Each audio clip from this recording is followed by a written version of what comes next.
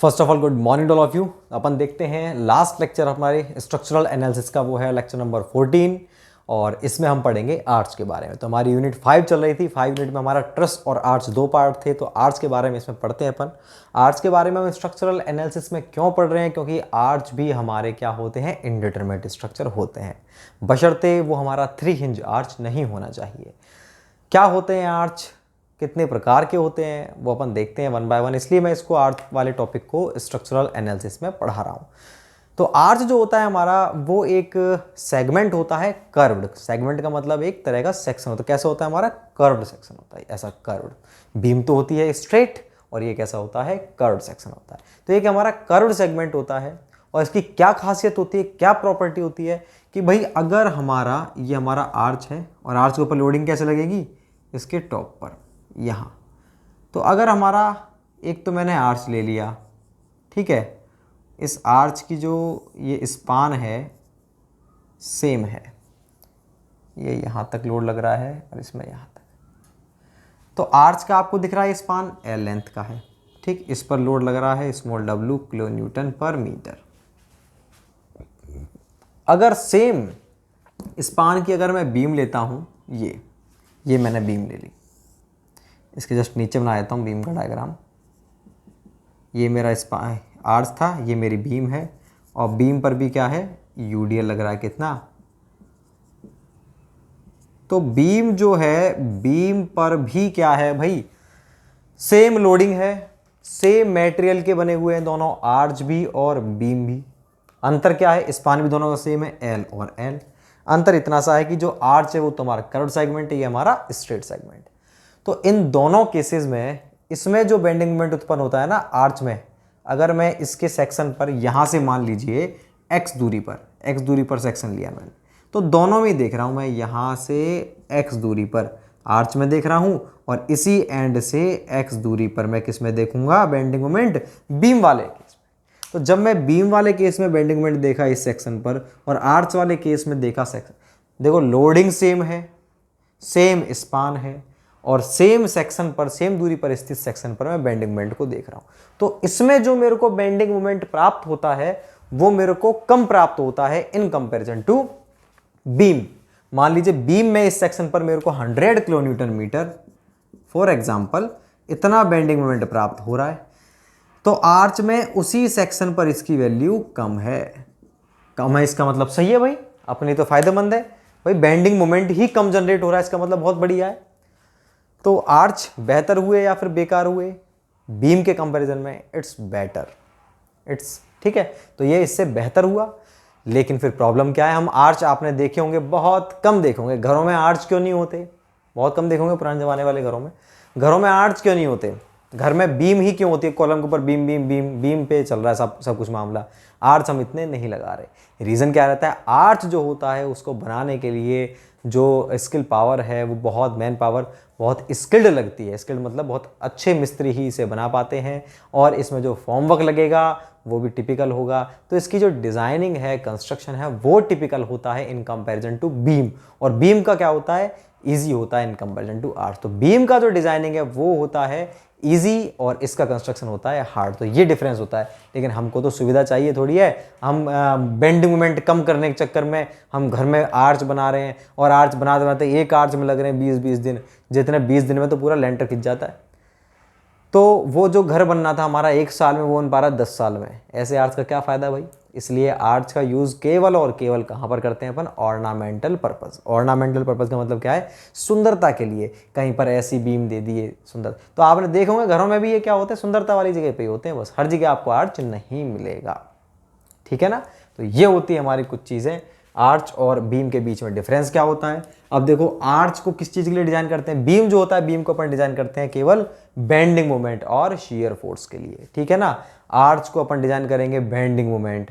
और आर्च वाले केस में जो शीयर फोर्स होता है ना, वो कौन सा होता है? देखो, आर्च को अगर मैं पूरे सेक्शन को दिखाऊं तो आर्च ऐसा होता है हमारा, ठीक है। अब देखो, लोड लग रहा है तो क्रॉस सेक्शन तो ये है, क्रॉस सेक्शन बिल्कुल वर्टिकल क्रॉस सेक्शन यही तो है। ये अगर मैं इस वाले पॉइंट की बात करूं तो ये थोड़ी है क्रॉस सेक्शन, ये नहीं है। क्रॉस सेक्शन क्या है? वो होगा ये क्रॉस सेक्शन, ठीक है ना। क्रॉस सेक्शन इस वाले प्लेन के बिल्कुल पैरेलल होगा, ऐसे ऐसे ऐसे। ये हो गए क्रॉस सेक्शन। ठीक, मतलब अगर मैं सेंटर लूँ तो सेंटर से ये जो लाइनें खिंच रही हैं बिल्कुल ये ऐसी रेडियस की डायरेक्शन में, तो ये सारे क्या हैं इसके क्रॉस सेक्शन, मतलब ये रेडियल। तो जो हमारा शियर फोर्स लगेगा वो कैसे लगेगा, ये क्रॉस सेक्शन के पैरेलल तो लगेगा, ऐसे जैसे हमारी बीम होती है, बीम में इस लोड के कारण शियर फोर्स लगता है ऐसे, बीम के बिल्कुल क्रॉस सेक्शन के ऐसे लगता है। ये शियर फोर्स है, नॉर्मल शियर फोर्स है ये। और ये जो है इसका क्रॉस सेक्शन पर शियर फोर्स कैसे लगेगा, ऐसे लगेगा ऐसे। ठीक, बिल्कुल। तो किस डायरेक्शन में लग रहा है, ये रेडियस की डायरेक्शन में। तो इस शियर फोर्स को, जो शियर फोर्स हमारा नॉर्मल थोड़ी है, नॉर्मल होता तो शियर फोर्स कैसे लगता, पूरी पूरी बीम पर ऐसे लगता है, यूं वर्टिकल, ऐसे नहीं लग रहा है, ये कैसे लग रहा है, रेडियस की डायरेक्शन में। तो इसमें जो शियर फोर्स लगता है उस शियर फोर्स को अपन नॉर्मल शियर फोर्स ना बोल करके क्या बोलते हैं, रेडियल शियर बोलते हैं, रेडियल शियर। तो अपन इसको किसके लिए डिजाइन करेंगे, एक तो बेंडिंग मोमेंट, इसको भी बेंडिंग मोमेंट के लिए करते थे, इसको भी बेंडिंग मोमेंट के लिए करेंगे, इसको शियर फोर्स के लिए करते हैं, इसको रेडियल शियर। नाम चेंज हो गया है, क्यों, क्योंकि ये रेडियल के अलोंग लगता है शियर फोर्स, इसलिए इसको रेडियल शियर। और तीसरा इसको डिजाइन करते हैं अपन हॉरिजॉन्टल थ्रस्ट के लिए। ये क्या चीज़ होती है, एक नई चीज़ है कि इस तरह से आर्च में क्या होता है भाई, एक हाइट मिल जाती है हर पॉइंट को, इस सेक्शन को यहाँ से एक हाइट मिल गई, कितनी, वाई हाइट मिल गई। तो वाई हाइट के कारण ये जो हिंज लग रहा है, हिंज पर हॉरिजॉन्टल रिएक्शन होती है, तो हॉरिजॉन्टल रिएक्शन है, इस रिएक्शन के कारण क्या है, एक हॉरिजॉन्टल थ्रस्ट लगता है, उसको अपन बोलते हैं हॉरिजॉन्टल थ्रस्ट। तो अपन तीन चीज़ के लिए डिजाइन करते हैं आर्च को, एक तो होता है हमारा क्या, बेंडिंग मोमेंट, रेडियल शियर और हॉरिजॉन्टल थ्रस्ट। तो ये अपनी पूरी कहानी थी आर्च की। आर्च कितने प्रकार के होते हैं वो अपन देखेंगे। पहले मैं ये वाला आपको प्रूफ देता हूँ कि इस तरह से कैसे अपन निकाल पाएंगे कि भाई दोनों केस में बराबर होता है। तो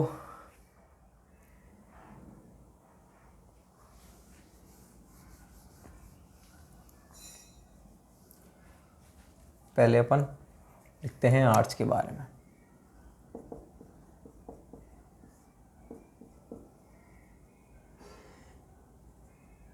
यह एक कर्व्ड सेगमेंट होता है। आर्च कैसा होता है हमारा, कर्व्ड सेगमेंट होता है।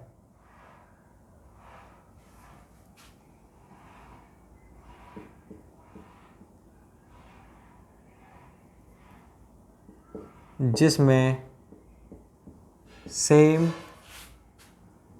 स्पान व लोडिंग कंडीशन में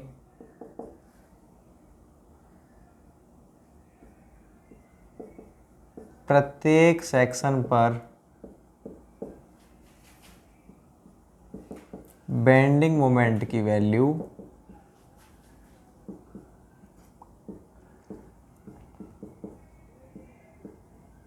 बीम की तुलना में क्या होती है,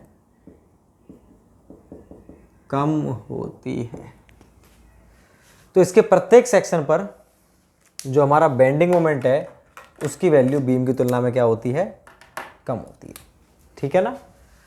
लेकिन इसको कंस्ट्रक्ट करना बीम की तुलना में कठिन होता है, ये इसकी कमी हो गई, वो भी लिख देते हैं। लेकिन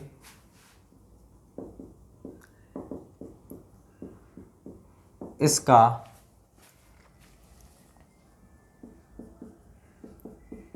construction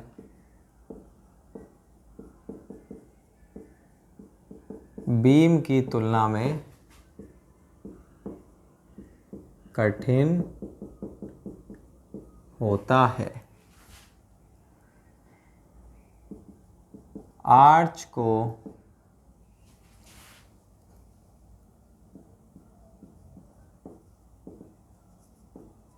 bending moment comma radial shear व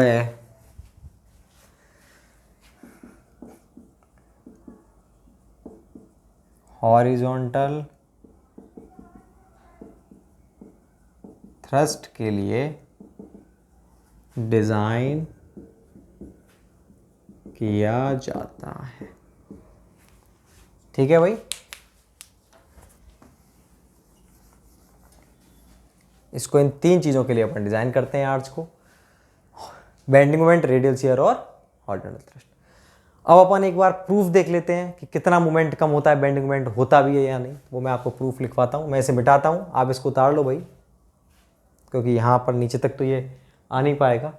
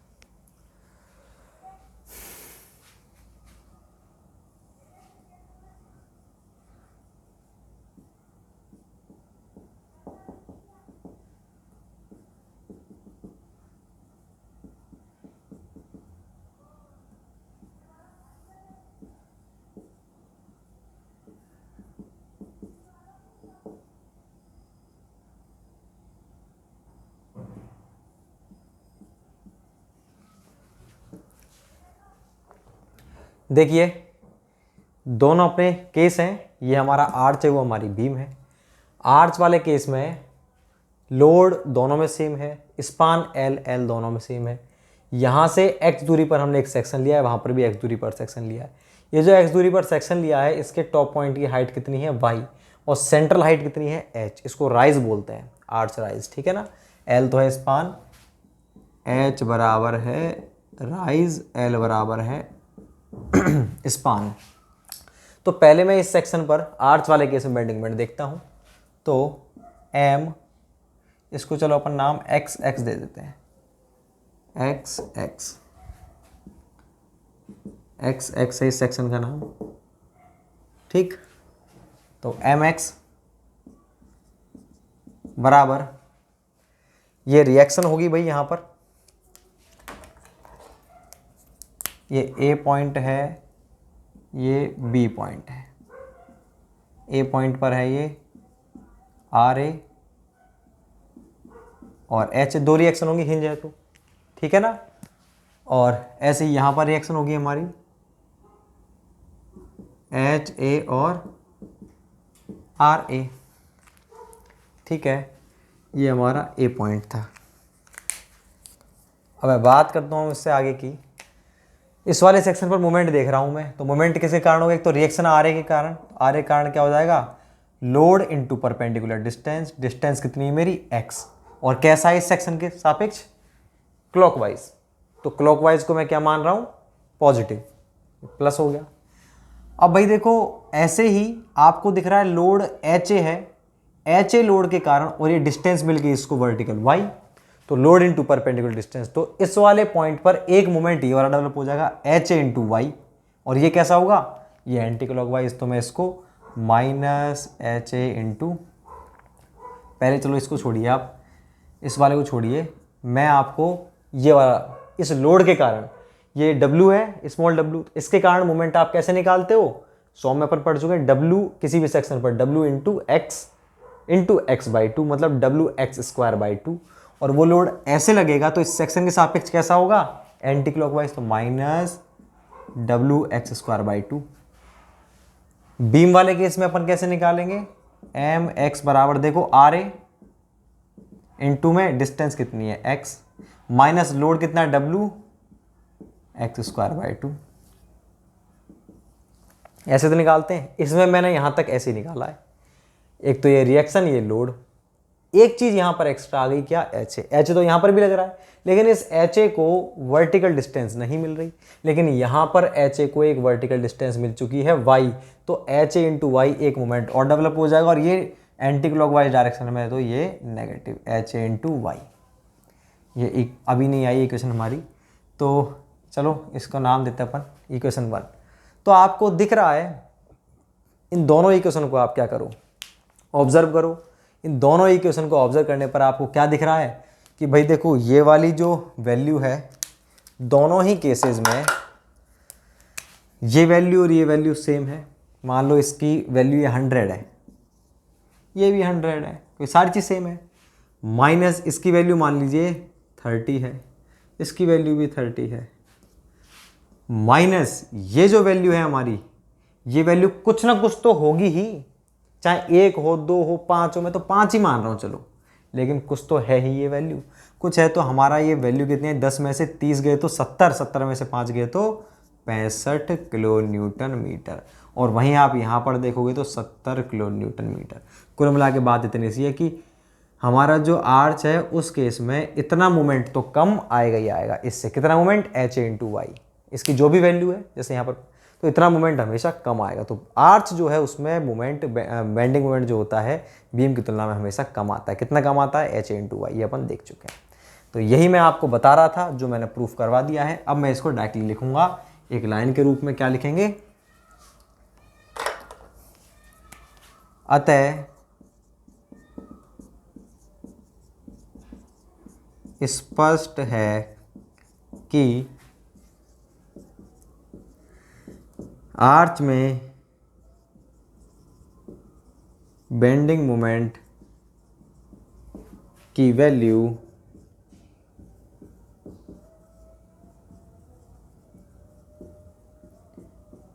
बीम की तुलना में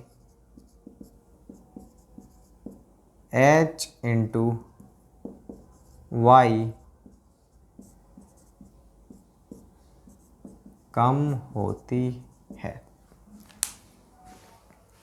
ठीक है भाई, तो ये अपनी कहानी थी आर्च की, कि आर्च हमारी कितना कम होगा, कैसे कम होता है, वो अपन ने देख लिया। अब आप चाहें इसको ऐसे पैरेलल बना सकते हो कॉपी में, तो ऐसे बना लो, नहीं तो आप पहले आर्च का, फिर उसकी इक्वेशन, उसके नीचे फिर बीम और उसकी इक्वेशन, उसके बाद में ये लिख लेना, वो आपके ऊपर है। मैं इसे मिटाता हूँ भाई, प्रूफ मैंने आपको करा दिया है।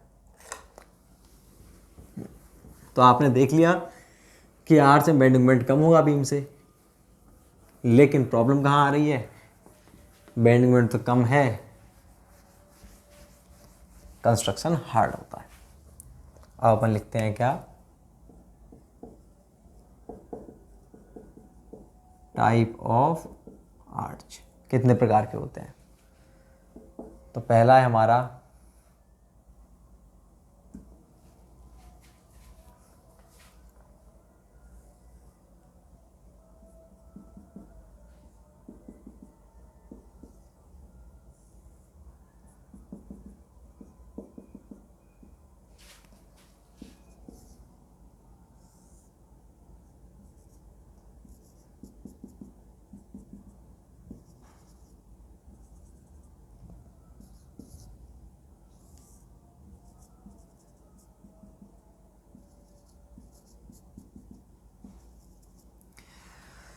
ये जो हमारा दिख रहा है आपको, ये कौन सा आर्च है, देखो इस आर्च को बोलेंगे अपन फिक्स्ड आर्च, क्योंकि दोनों एंड क्या है, फिक्स हैं, और इसमें कोई हिंज नहीं है एक भी।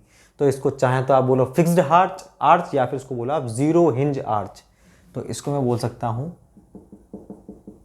फिक्स्ड आर्च या फिर जीरो हिंज आर्च, एक ही मतलब है दोनों का। ऐसे आप इसको देखोगे तो दोनों एंड फिक्स्ड हैं, लेकिन सेंटर पर एक हिंज है, तो इसको क्या बोलेंगे, वन हिंज आर्च, शॉर्ट में इसको बोलते हैं 1H आर्च। ठीक, इसमें देखो दो हिंज हैं, इसको क्या बोलेंगे अपन, टू हिंज आर्च मतलब 2H आर्च। इसमें 1 2 3, ये इसको बोलेंगे अपन 3 हिंज आर्च या 3H आर्च। ठीक। अगर डिटर्मिनेसी की बात करें तो ये देखो आर्च जो है, इसके डिटर्मिनेसी निकालो, 3 और 3 6, 6 में से 3 गए तो 3, तो ये 3 डिग्री इनडिटर्मिनेट है। ये कितना है, 3 और 3 6, 6 में से 3 गए 3, 3 में से एक इसका घट जाएगा इंटरनल हिंज का, तो ये केवल 2 डिग्री इनडिटर्मिनेट है। ऐसे इसका देखोगे आप तो 2 और 2 4 में से 3 गया तो 1, मतलब ये 1 डिग्री इनडिटर्मिनेट है। और ये देखोगे तो 2 और 2 4 माइनस 3 बराबर 1, 1 में से ये और घट जाएगा, तो ये कितना है 0 डिग्री इनडिटर्मिनेट। तो अगर मैं इसको लिखूं तो ये क्या है हमारा 3 डिग्री इनडिटर्मिनेट। ये क्या है 2 डिग्री इनडिटर्मिनेट। ये 1 डिग्री इनडिटर्मिनेट, और ये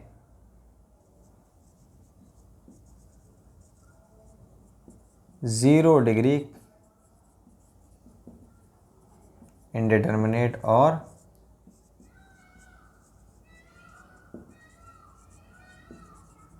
डिटर्मिनेट आर्च। तो ये अपने आर्च की कुछ बातें थी डिटर्मिनेसी से related, type of arch related. तो आपसे पूछे कि टाइप ऑफ आर्च में से हमारे कौन से डिटर्मिनेट है और कौन सा आर्च इनडिटर्मिनेट है, तो 3 इंच आर्च जो होता है हमारा वो क्या होता है, डिटर्मिनेट आर्च होता है। ठीक है ना। और जो हमारे ये बाकी तीनों क्या है, इनडिटर्मिनेट आर्च है। ये बात आर्च से रिलेटेड थी। अब हम बात करते हैं क्या, हॉरिजॉन्टल थ्रस्ट की, कि जो हमारा आर्च होता है उस पर हॉरिजॉन्टल थ्रस्ट लगता है।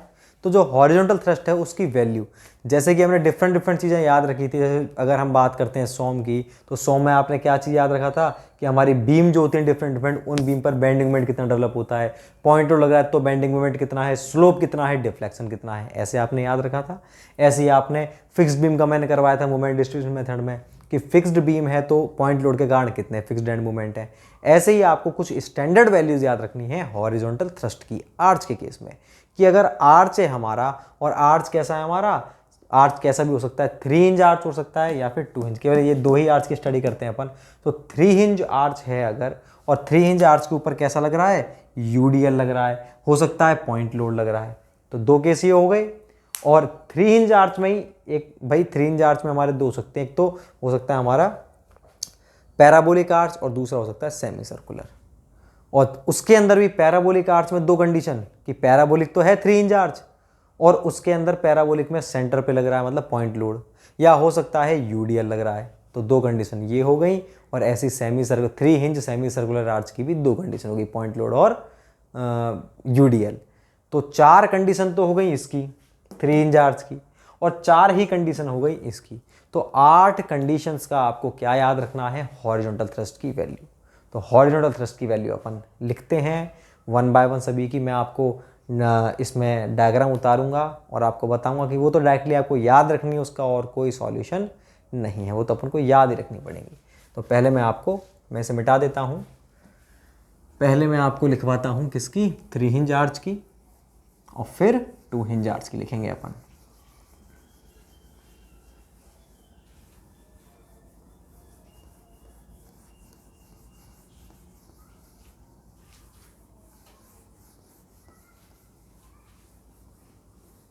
देखो भाई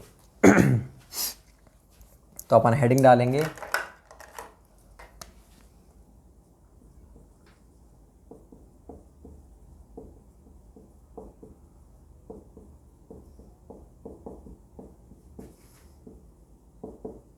हॉरिजॉन्टल थ्रस्ट ऑफ आर्च। अब इसमें हमारे पास 2 केस, ए है कौन सा,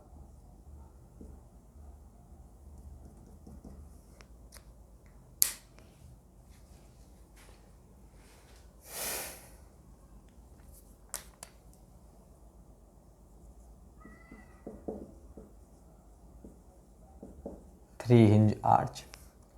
और 3 हिंज आर्च में कितनी कंडीशन हो गई? इसमें हो गई भैया 2 कंडीशन। एक तो हो गई हमारी कौन सी, स्मॉल ए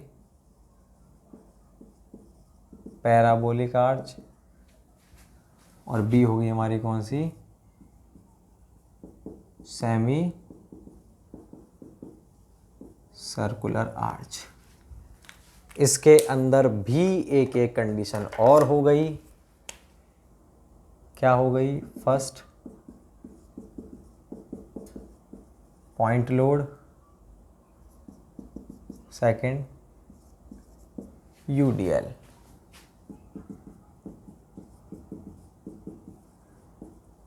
पॉइंट लोड,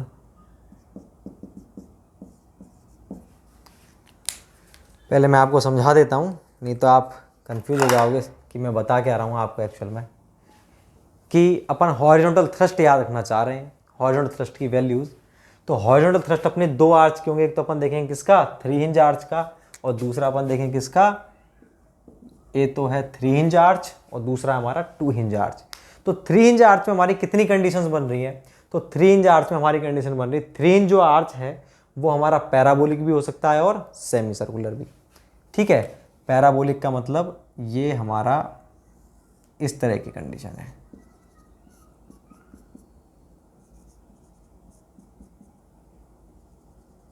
देखो 1 2 3, ठीक है, इसमें ये जो लेंथ है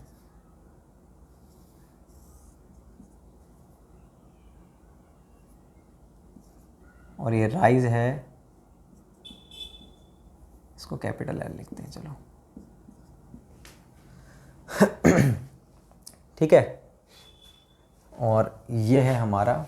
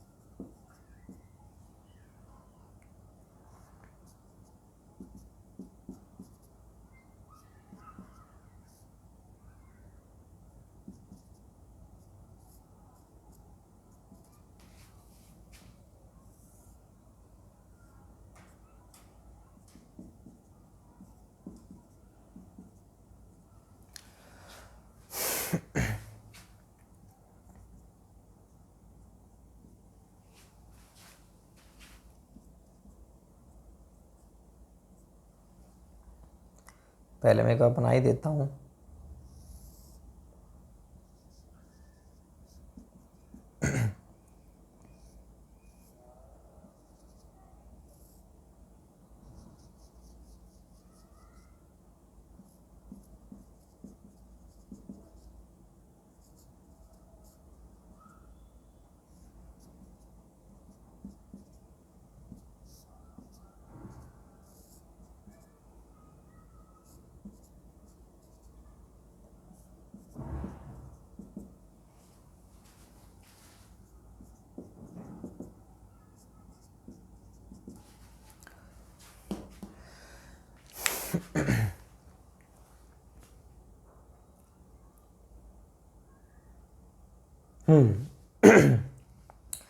तो हम बात करते हैं, हमको हॉरिजॉन्टल थ्रस्ट हमको ज्ञात करना है। तो हमारे पास हॉरिजॉन्टल थ्रस्ट के कितने सारे ऑप्शंस हो गए। देखो पहला तो ये हमारा 3 हिंज आर्च है, और एक हम देखेंगे 2 हिंज आर्च का। पहले 3 हिंज आर्च के अंदर कौन कौन से केस हो गए। 3 हिंज आर्च देखो 1 2 3, 3 हिंज है, ये हमारा पैराबोलिक भी आर्च हो सकता है और हमारा सेमी सर्कुलर। पैराबोलिक और सेमी सर्कुलर में क्या अंतर है कि जो हमारा पैराबोलिक है उसमें अगर आप सेंटर से देखोगे ना तो ये हाइट h है, ठीक है, और सेंटर से ये डिस्टेंस लोगे वो अलग आएगी, ये डिस्टेंस अलग आएगी, ये डिस्टेंस अलग आएगी, सारी डिस्टेंसेस अलग अलग आएंगी। ऐसा नहीं है कि आपने सेंटर पर प्रकार को रखा और यूं घुमा दिया। इसमें तो क्या है, आप सेंटर से आपने एक डिस्टेंस ली r, आप चाहे ये लो ये लो ये लो, सारी क्या आएगी r की r बैठेगी ये, क्योंकि रेडियस भाई सेमी सर्कुलर तो सर्कुलर बिल्कुल कैसा बैठेगा, सेंटर से सेम डिस्टेंस पर होंगे सारे पॉइंट, लेकिन यहाँ पर सेंटर से सेम डिस्टेंस पर नहीं होंगे। ये होता है पैराबोलिक और वो होता है हमारा सेमी सर्कुलर। अब पैराबोलिक हमारा स्क्वायर भी हो सकता है और क्यूबिक भी, उससे हमको मतलब नहीं है। तो भाई दो केस हो गए 3 इंच आर्च में कि आर्च 3 इंच आर्च तो है, लेकिन वो हमारा पैराबोलिक भी हो सकता है और सेमी सर्कुलर भी।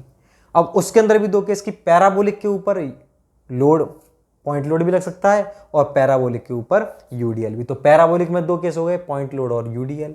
ऐसे ही सेमी सर्कुलर में पॉइंट लोड भी लग सकता है और यूडीएल भी लग सकता है। तो कुल मिलाकर के 4 केस हो गए हमारे किसके, 3 हिंज आर्च के। तो सेम चीज हम पढ़ेंगे किसकी, 2 हिंज आर्च की। यहां पर अपन लिखेंगे बाद में बी 2 हिंज आर्च। तो 2 हिंज आर्च में क्या हो जाएगा, बस ये वाला हिंज हट जाएगा, इन चारों से ये वाला हिंज हट जाएगा और ये एक और एक 2 हिंज रह जाएंगे।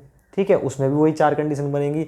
2 हिंज आर्च में पैराबोलिक और सेमी सर्कुलर, पैराबोलिक में पॉइंट लोड और यूडीएल, पॉइंट लोड और यूडीएल। बात क्लियर है।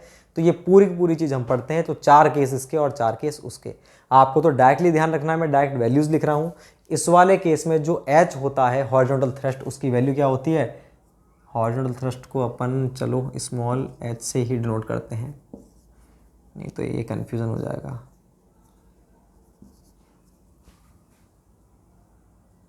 तो ये है भाई W/2 और इसमें भी कितना आता है लोड हमारा, W/2। बात क्लियर है। दोनों ही केसेस में कितना लोड होगा, W/2 W है। हॉरिजॉन्टल थ्रस्ट की वैल्यू कितनी होगी, जो लोड लग रहा है उसका हाफ। और पैराबोलिक वाले केस में WL²/8H। ठीक है, और ये है थी हमारी WR/2, स्मॉल w है ये।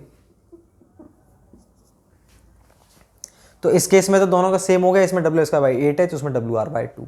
वो एक्चुअल में WR/2 इसी से आया है। कैसे आया है, देखो इस वाले केस में L की, W तो W है और L की वैल्यू कितनी होगी, लेंथ हो गया R और R 2R हो गया। तो इसमें मैं अगर पुट करूं सेमी सर्कुलर के लिए तो 2R² / 8 इंटू H की वैल्यू क्या हो गई, H हो गया यहाँ पर रेडियस के बराबर, R के बराबर हो गया। तो 2 का स्क्वायर कितना हो गया, 4 से ये कट गया मेरा कितना, स्मॉल w, R² बचा ऊपर और ऊपर गया 4, 2 का स्क्वायर 4, WR² / 8R, यही तो हुआ। 4 से ये कट गया 2 बार, R से ये कट गया, तो क्या बचा ऊपर, W × R तो ऊपर बचा और नीचे बटा 2। तो ये हमारा क्या होगा, WR/2। तो ये दोनों ऐसे ही निकलेगा, वो वाला भी इसी की तरह। ठीक है ना, भूल भी जाओ तो आप इस तरह से याद रख लेना। ठीक, तो ये चारों के चारों केस हो गए हमारे किसके, ये तो हो गए हमारे कौन से वाले आर्च के केस, ये हो गए हमारे 3 हिंज आर्च के केस चारों। अब 2 हिंज आर्च, आप इन चारों को उतार लीजिए, क्योंकि मैं तो 2 हिंज आर्च के लिए मेरी सुविधा अपनाऊंगा और मैं तो इसी में हिंज को हटा करके और वैल्यू लिख दूंगा। आपके लिए मशक्कत वाली बात है, तो आप पूरे को उतारना पड़ेगा आपको। ठीक है ना, तो आप पहले इसको उतार लो 3 हिंज को, फिर मैं 2 हिंज को इसी के अंदर चेंज कर देता हूँ। आप इसको उतारो फास्ट में से। ठीक है, स्क्रीनशॉट ले लिया आपने। अब मैं इसका बी पार्ट लिखता हूँ। बी पार्ट क्या है हमारा, 2 हिंज आर्च। 2 हिंज के अंदर बस इसके अंदर मैं सारे के सारे हिंज को हटा देता हूँ, बीच वाले। केवल डायरेक्टली आप, ये क्या बन चुका है, अब ये मेरा बन चुका है सीधा 2 हिंज आर्च। देखो एक और एक 2 हिंज है, तो इसमें 4 केस हो गए अपने वही।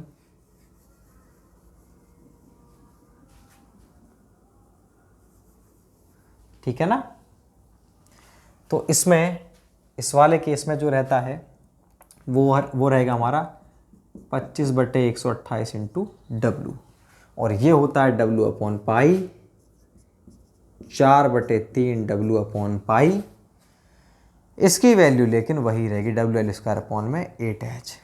तो ये केस हो गए हमारे किसके, 2 हिंज आर्च के। तो आपको क्वेश्चन ऐसे मिलेगा कि 2 हिंज पैराबोलिक आर्च के सेंटर पर पॉइंट लोड लगा हुआ है, तो हॉरिजॉन्टल थ्रस्ट की वैल्यू कितनी होगी। 4 ऑप्शन मिल जाएंगे कोई से, 25/128 इंटू में W। ठीक है ना, तो इस तरह से अपन निकालते हैं ये 2 हिंज आर्च के। तो अपने 3 हिंज आर्च और 2 हिंज आर्च आप इन दोनों के उतार लीजिए। वो 3 हिंज आर्च का केस था, ये 2 हिंज आर्च का है। 2 हिंज आर्च का बी पॉइंट डाल करके इन चारों को उतार दीजिए उसके नीचे ही। तो ये अपने दोनों कंप्लीट हो चुके हैं। अब इसमें एक दो अपने नोट हैं, पहले तो अपन नोट लिखते हैं, नोट के बाद में फिर अपन जो भी पॉइंट बच रहे हैं उन सबको डिस्कस करते हैं। ILD हुआ और कुछ टेम्परेचर के इफेक्ट हुए वो अपन देखते हैं। मैं इसे मिटा देता हूँ, मैं इसे मिटाता हूँ भाई।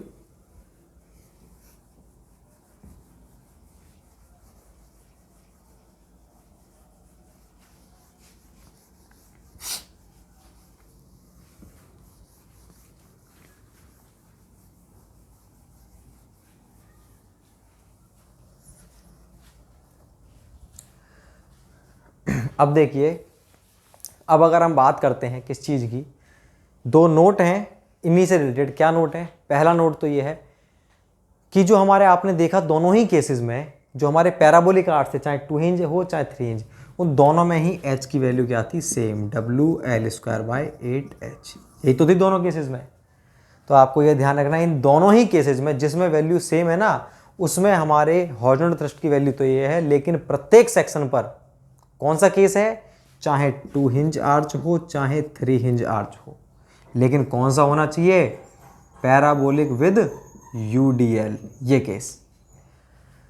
तो इस केस में 2 hinge 3 hinge parabolic with UDL case में आर्च के प्रत्येक सेक्शन पर बेंडिंग मोमेंट और रेडियल शियर दोनों की वैल्यू क्या रहती है? 0। ये बहुत इंपॉर्टेंट पॉइंट है, ध्यान रखना है। कोई क्वेश्चन दे देगा लंबा सा और पूछेगा बेंडिंग मोमेंट बताओ कितना होगा, और अपन बेंडिंग मोमेंट निकालने बैठ जाएंगे, लेकिन क्या होता है इन दोनों ही केसेस में बेंडिंग मोमेंट की वैल्यू 0 होती है। लेकिन केस ध्यान रखना है कौन सा? 2 इंच 3 इंच कोई सा भी आर्च हो, लेकिन पैराबोलिक होना चाहिए और उस पर UDL। तो उस वाले केस में प्रत्येक सेक्शन पर बेंडिंग मोमेंट की वैल्यू क्या होगी? 0 होगी। एक पॉइंट तो अपन ये लिखते हैं नोट के रूप में, ठीक है ना। एक तो आपको ये याद रखना है, और याद कैसे रखोगे कौन सा केस था भाई? जिस केस में हॉरिजॉन्टल थ्रस्ट की वैल्यू सेम थी ना, वही वाला केस। तो अपन नोट नंबर 1 लिखेंगे। इसमें क्या लिखेंगे? 2 हिंज व 3 हिंज, एक सेकेंड, UDL लगे हुए 2 हिंज व 3 हिंज, कौन सा? पैराबोलिक आर्च के प्रत्येक सेक्शन पर बेंडिंग मोमेंट व शियर फोर्स की वैल्यू 0 होती है। ये तो हो गया भैया नोट नंबर 1। अब नोट नंबर 2 क्या है? नोट नंबर 2 है हमारा किससे रिलेटेड? जो हमारा राइज है, जो हमारी हाइट है, उसको अपन किस तरह से ज्ञात करें। तो calculation of y in arch. जैसे कि ये जो पैराबोलिक आर्च थे ना, इन आर्च में हम देख रहे थे, ये सेक्शन लिया था हमने x। इस सेक्शन की यहाँ से यहाँ तक की दूरी x है, और ये दूरी क्या है? y, और सेंट्रल की जो हाइट है वो है स्मॉल h, और ये टोटल लेंथ क्या है? Small l। यही तो बात थी। तो इस पूरे में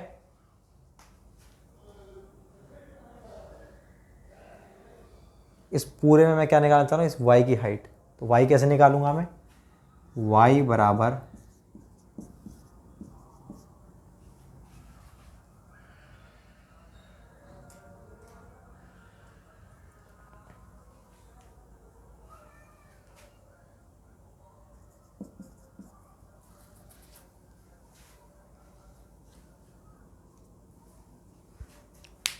ठीक है, इस तरह से अपन निकालते हैं y की वैल्यू।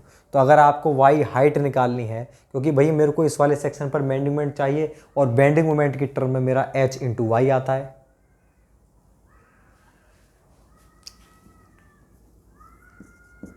और जब मेरे टर्म में क्या आता है? HA into Y. तो यहाँ से 1 मीटर दूरी पर मेरे को हाइट चाहिए, 2 मीटर दूरी, मतलब मेरे को y की वैल्यू चाहिए। तो y कैसे ज्ञात करेंगे अपन?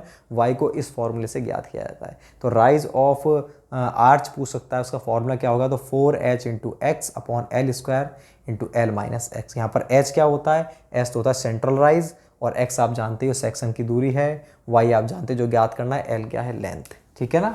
यहाँ पर मैं कैपिटल H के बारे में लिख देता हूँ, क्या है, central rise of arch, L क्या है, स्पान ऑफ आर्च। तो इस तरह से अपन निकालते हैं y की वैल्यू को। अब अपन बात करते हैं किस चीज़ की, कि जो हमारा 2 हिंज और 3 हिंज आर्च होते हैं, ये दोनों नोट आपको याद रखने हैं। 2 हिंज और 3 हिंज आर्च होते हैं, उनके ILD की शेप कैसी होती है और उसकी हाइट कितनी होती है। एक तो ये देखते हैं और एक टेम्परेचर इफेक्ट, बस ये 2 टॉपिक बच रहे हैं, तो वो करते हैं अपन अब नेक्स्ट। में से मिटा देता हूँ पहले।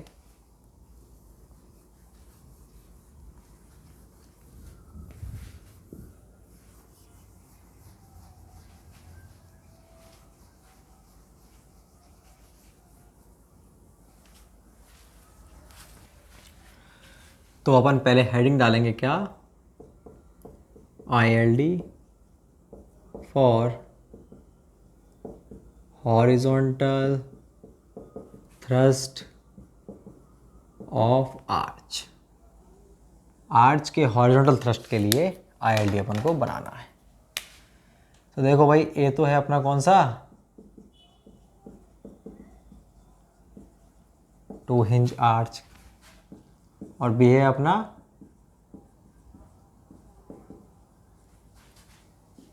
3 हिंज आर्च।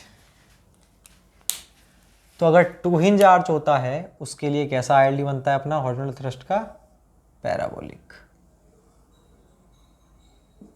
कैसा बनेगा, पैराबोलिक।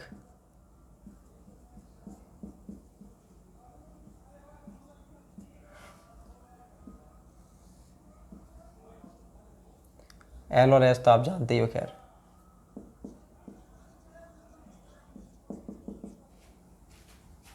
और इसके लिए जो बनता है वो बनता है अपना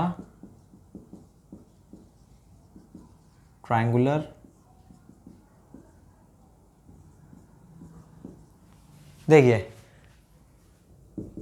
2 हिंज आर्च जो होता है, 2 हिंज आर्च के अगर हम बात करें हॉरिजॉन्टल थ्रस्ट की, तो हॉरिजॉन्टल थ्रस्ट के लिए 2 हिंज आर्च का जो हमारा ILD बनता है, इन्फ्लुएंस लाइन डायग्राम, वो कैसा बनता है हमारा, पैराबोलिक। बस इतना ही क्वेश्चन पूछ सकता है कि 2 हिंज आर्च के पैराबोलिक, 2 हिंज जो आर्च होता है उसके हॉरिजॉन्टल थ्रस्ट का हमारा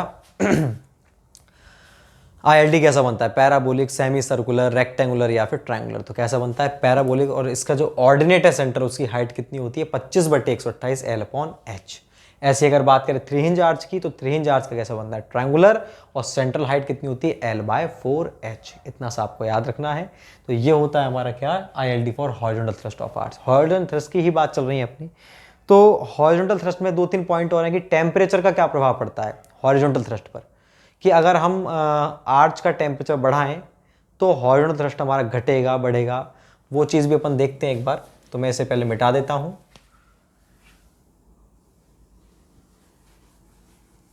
फिर अपन उसकी बात करते हैं।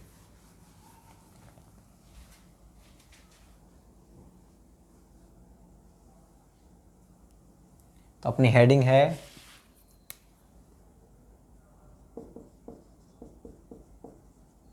Temperature effect on horizontal thrust of arch. Arch के हॉरिजॉन्टल थ्रस्ट पर टेम्परेचर का क्या प्रभाव पड़ता है। तो पहला तो पॉइंट जो है हमारा, वो हम बात करेंगे किसकी, 3 हिंज आर्च। उसमें भी 2 केस होंगे। पहला, when no load acting।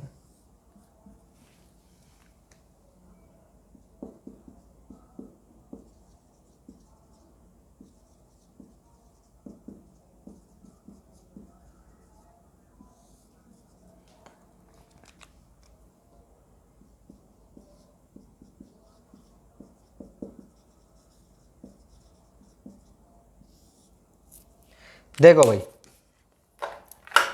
Temperature effect on horizontal thrust. Temperature effect का मतलब क्या है, मान लो हमारा 3 हिंज आर्च और 2 हिंज आर्च। तो 3 हिंज आर्च ये था, उसमें एक हिंज ये, दूसरा हिंज ये और तीसरा हिंज ये है। तो हॉरिजॉन्टल थ्रस्ट की बात हो रही है।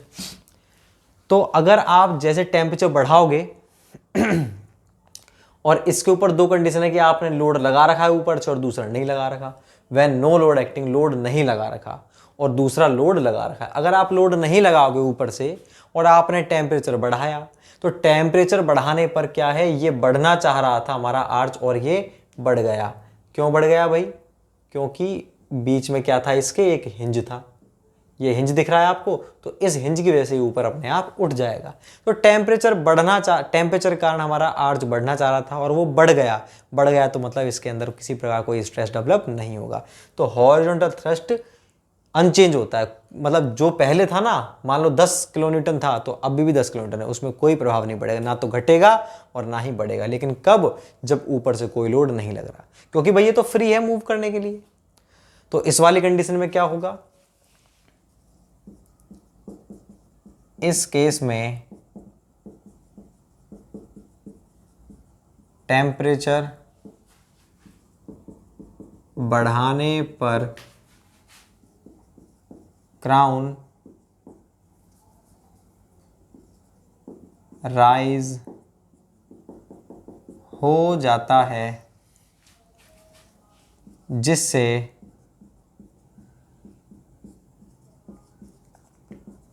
हॉरिजॉन्टल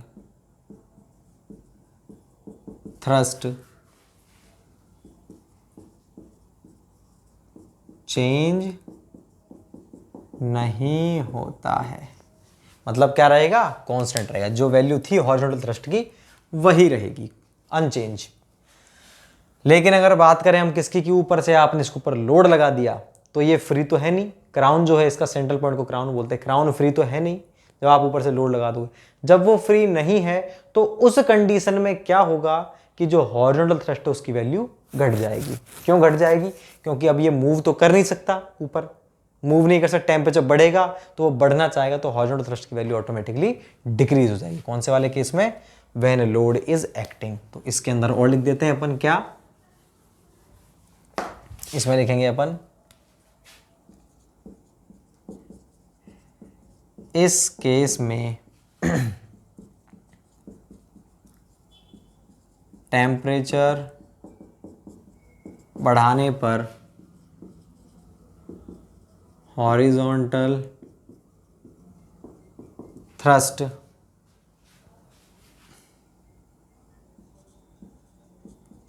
कम हो जाता है। ठीक है ना? तो इसमें तो 3 हिंज आर्च में दो चीज डिपेंड करेगा कि लोड लग रहा है या फिर नहीं लग रहा है। नहीं लग रहा, ये कम भी बहुत कम होता है, तो अपन इसमें ओवरऑल कह सकते हैं कि चेंज नहीं होता। ध्यान रखना इस चीज का कि देखो इस पर तो इस कंडीशन में प्रभाव पड़ेगा ही नहीं जब लोड नहीं लगा, और जब लोड लगा होता है तब भी बहुत कम डिक्रीज होता है। मतलब मान लो उसका 10 किलोन्यूटन था ना, तो टेम्परेचर बढ़ाने पर मात्र 9.9 रह गया, तो 0.1 ही कम हुआ है। तो अपन कह सकते हैं कि 3 इंच आर्च पर इसका प्रभाव नहीं पड़ता। किसका? टेम्परेचर का। पड़ता है तो नेग्लिजिबल पड़ता है। इसमें तो हम दो कंडीशन पढ़ रहे थे, लेकिन इसमें हम दो कंडीशन नहीं पढ़ेंगे। क्यों? क्योंकि इसके अंदर तो गुंजाइश ही नहीं है। आप चाहे लोड लगाओ चाहे मत लगाओ, क्या है, ये दोनों तरफ से बंधा हुआ है। 2 हिंज वाले के अंदर बंधा हुआ है, तो ये राइज हो ही नहीं सकता। आप चाहे लोड लगाओ चाहे मत लगाओ, अगर ये बढ़ना चाहेगा तब भी नहीं बढ़ेगा। क्यों? क्योंकि बीच में तो हिंज है ही नहीं। इसलिए हम इस वाले केस में दो कंडीशन नहीं पढ़ते कि लोड एक्टिंग और नॉट एक्टिंग। क्यों? क्योंकि आप चाहे लोड नहीं लगाओगे ना, तब भी ये फ्री नहीं है मूव होने के लिए, लगा दोगे तब भी नहीं है। तो इसलिए इसके अंदर क्या करेंगे, इस वाले केस में क्या होता है कि चाहे लोड लग रहा हो चाहे नहीं लग रहा हो, हॉरिजॉन्टल थ्रस्ट की वैल्यू बढ़ जाती है। ठीक है ना? इंक्रीज हो जाएगा।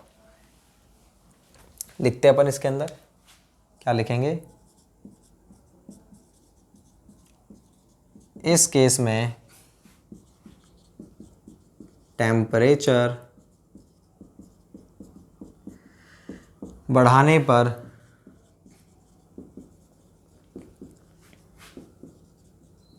हॉरिजॉन्टल थ्रस्ट की वैल्यू इंक्रीज हो जाती है।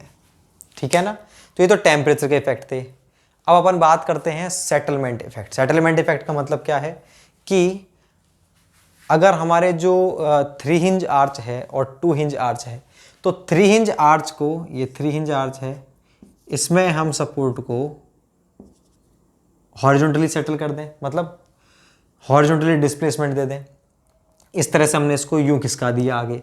चाहे हम इसको वर्टिकल डिस्प्लेसमेंट दे दें, चाहे तो आपने इस आर्च को यहाँ से यहाँ ले गए, चाहे आप इस आर्च को ऊपर से नीचे ले गए, दोनों ही केस में हॉरिजॉन्टल थ्रस्ट का कोई प्रभाव नहीं पड़ता, मतलब अनचेंज्ड रहता है। ठीक है, लेकिन उसमें ऐसा नहीं है। उसमें क्या होता है, उसमें अगर आप इसको वर्टिकली लेकर के जा रहे हो ना, 2 हिंज आर्च में वर्टिकल डिस्प्लेसमेंट दे रहे हो, तब तो प्रभाव नहीं पड़ेगा। अगर आप हॉरिजॉन्टल दे रहे हो तो डिक्रीज हो जाता है। ये होता है सेटलमेंट का इफेक्ट। ठीक है ना। तो सेटलमेंट का इफेक्ट अपन दोनों के अंदर ही लिखते हैं, 3 हिंज के अंदर और 2 हिंज के अंदर। तो मैं इसके अंदर पहले हेडिंग डालते हैं अपन इसमें, जैसे टेम्परेचर इफेक्ट था, ऐसे ही कौन सा इफेक्ट है अपना,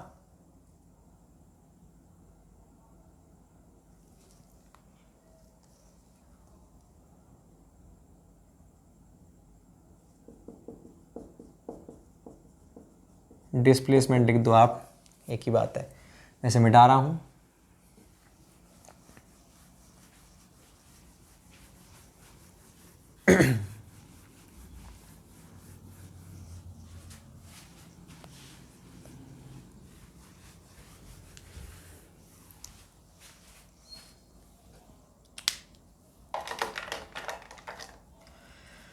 तो इस वाले केस में क्या होता है, चाहे आप आर्च को हॉरिजॉन्टल डिस्प्लेस कर दो चाहे वर्टिकल, दोनों ही कैसे भी कर दो आप, हॉरिजॉन्टल थ्रस्ट पर कोई प्रभाव नहीं पड़ेगा, अनचेंज्ड रहेगा। तो अपन लिख देते हैं, इस केस में सपोर्ट को हॉरिजॉन्टली या वर्टिकली सेटल करने पर हॉरिजॉन्टल थ्रस्ट पर कोई प्रभाव नहीं पड़ता है। हॉरिजॉन्टल थ्रस्ट जो हमारा पहले था वही अब रहेगा, कोई प्रभाव नहीं पड़ेगा। लेकिन इस वाले केस में कुछ होता है। क्या होता है, इस केस में सपोर्ट को वर्टिकली सेटल करने पर हॉरिजॉन्टल थ्रस्ट पर प्रभाव नहीं पड़ता है, लेकिन वर्टिकली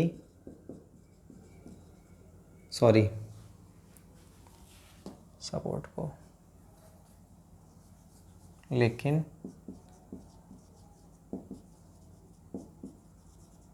हॉरिजॉन्टली सेटल करने पर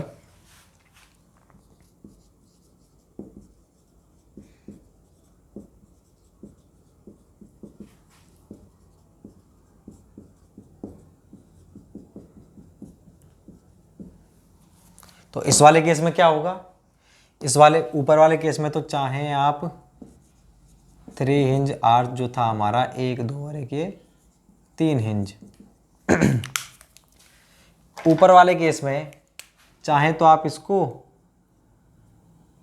आगे लेकर के जा रहे थे, चाहे आप इसको नीचे लेकर के जा रहे थे,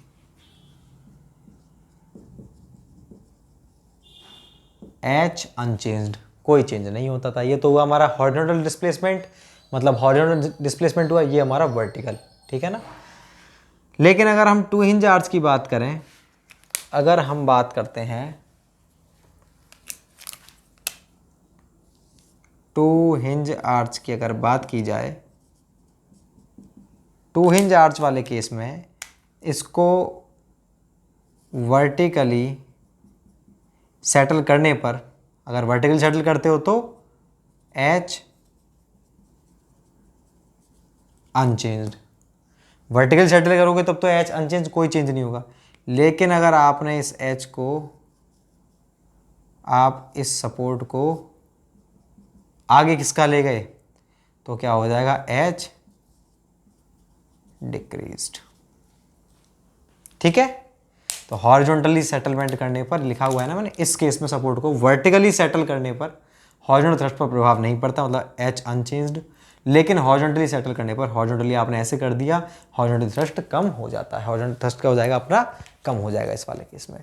तो ये अपने सारे सारे केसेस थे, ये कंप्लीट हो चुके हैं, सारे इफेक्ट पड़ चुके हैं। तो आर्च भी हमारा कंप्लीट हो चुका है, एज वेल एज हमारी 5th यूनिट कंप्लीट हो चुकी है, और कहा जाए स्ट्रक्चरल एनालिसिस सब्जेक्ट भी कंप्लीट हो चुका है।